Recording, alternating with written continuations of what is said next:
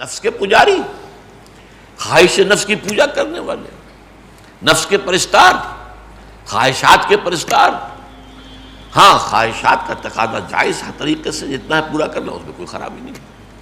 اس سے آگے جب بڑھ جائے، ناجائز اور حرام میں منہ مارنے لگے انسان، تو گویا کہ اب یہاں پر نفس سے معبود ہو گیا۔ اس موضوع پر تفصیلی گفتگو جو ہے میری حقیقت و اقسام شرک، اور وہ سمجھتا ہوں کہ وہ بہت سے لوگوں کے لیے بہت مفید ہوگی کہ ہم نے شرک کس چیز کو سمجھا ہوا ہے۔ صرف بت پرستی شرک ہے، یا بہت موحد ہو گئے تو قبر پرستی شرک ہے، یہ نفس پرستی بھی شرک ہے، دولت پرستی بھی شرک ہے۔ تعس عبد الدینار و عبد الدرہم، حضور نے فرمایا ہلاک ہو جائے درہم و دینار کا بندہ۔ نام عبد الرحمن ہے عبد الدینار، دینار آنا چاہیے حلال سے ہو یا حرام سے ہو، تو اب کس کا معبود کون ہے اس کا؟ دینار۔ ہندوؤں نے لکشمی دیوی، وہ سمجھتے ہیں کہ وہ لکشمی دیوی وہ ایسی ہے کہ کسی پر مہربان ہو جائے تو اسے دولت بہت ملتی ہے، تو پوجتے ہیں اس کو دولت کے لیے نا۔ ہم نے کہا اسے ہٹاؤ دیوی کو، ہم خود پوجیں گے براہ راست دولت کو، اللہ اللہ خیر چل رہا، فرق کیا؟ تو اس اعتبار سے یہ ہوا جو ہے اس میں فرمایا ارأیت من اتخذ الہہ ہواہ، کیا آپ نے دیکھا اس شخص کو جس نے اپنی خواہش نفس کو اپنا معبود بنا لیا ہے؟ افانت تکون علیہ وکیلا، تو اے نبی کیا آپ ایسے شخص کی ذمہ داری لے سکیں گے؟ یعنی یہ کہ فرض کیجئے کہ وہ قیامت کے دن آپ کے پاس آئے شفاعت کی درخواست لے کر، تو کیا آپ ایسے شخص کی شفاعت کریں گے؟ کیا آپ ایسے شخص کی ذمہ داری قبول کریں گے؟ اور جیسا کہ میں نے بارہا کہا ہے کہ اہم مضامین قرآن مجید میں کم سے کم 2 جگہ ضرور آتے ہیں۔ یہ جو نفس کو، اپنی خواہش نفس کو خدا بنا لینا، معبود بنا لینے کا معاملہ ہے، یہ پھر سورہ جاسیہ میں بھی آیا ہے۔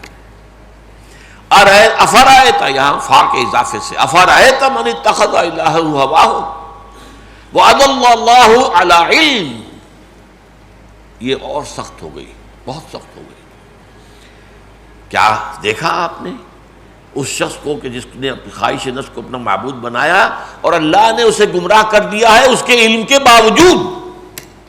عالم تو بہت بڑا ہے لیکن نفس کا پجاری ہے۔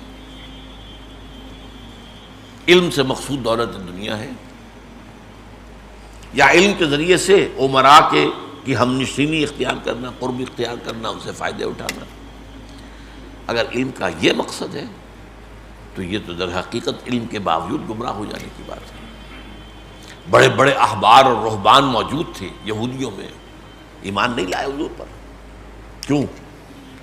حالانکہ قرآن گواہی دیتا ہے کہ یعرفونہ کما یعرفون ابناءہم، ایسے پہچانتے ہیں حضور کو جیسے اپنے بیٹوں کو، لیکن نہیں مانا۔ ہماری سیادت ہے، ہماری چودراہٹ ہے، ہماری مسندیں ہیں، ہمارے فتوے پر لوگ عمل کرتے ہیں، ہمارے ہاتھ چومتے ہیں، ہمیں نذرانے دیتے ہیں، یہ سارا ہوا ہو جائے گا، ختم ہو جائے گا، کیسے ہی ماننا ہے؟ وہ جو نجران کا وفد آیا تھا، نجران سے عیسائیوں کا بڑا وفد تھا، جس نے کہ کئی دن مدینے میں مقیم رہ کر حضور سے کچھ مباحثہ وغیرہ کیا، آخر میں مباہلے کی آیت آ گئی، اچھا اب مباہلہ کرو، دلیل ولیل تو ختم ہوئی، تو آؤ مباہلہ کریں۔ تو اس پر جو ہے وہ وہاں سے کھسک گئے، راتوں رات چلے گئے سفر کر کے، کیونکہ حق تو واضح ہو چکا تھا۔ اب مباہلے میں وہ کہتے کہ اللہ اگر یہ چیز حق ہے تو ہمیں تباہ کر دے، اس کے لیے تیار نہیں ہوئے، چھوڑ کے چلے گئے۔ انہی میں سے یہ واقعہ ہے، 2 بھائی تھے وہ، ایک بھائی کی سواری نے، گھوڑا ہے یا اونٹ جو بھی ہے، اس نے ٹھوکر کھائی، تو اس نے کہا تعس العبد، ہلاک ہو جائے وہ دور والا۔ دوسرے بھائی نے بڑے پوچھا کیا عبد سے مراد کیا ہے؟ کہ محمد صلی اللہ علیہ وسلم؟ اس نے کہا نہیں، وہ تو اللہ کا نبی ہے۔ کہ پھر کیوں نہیں مانتے؟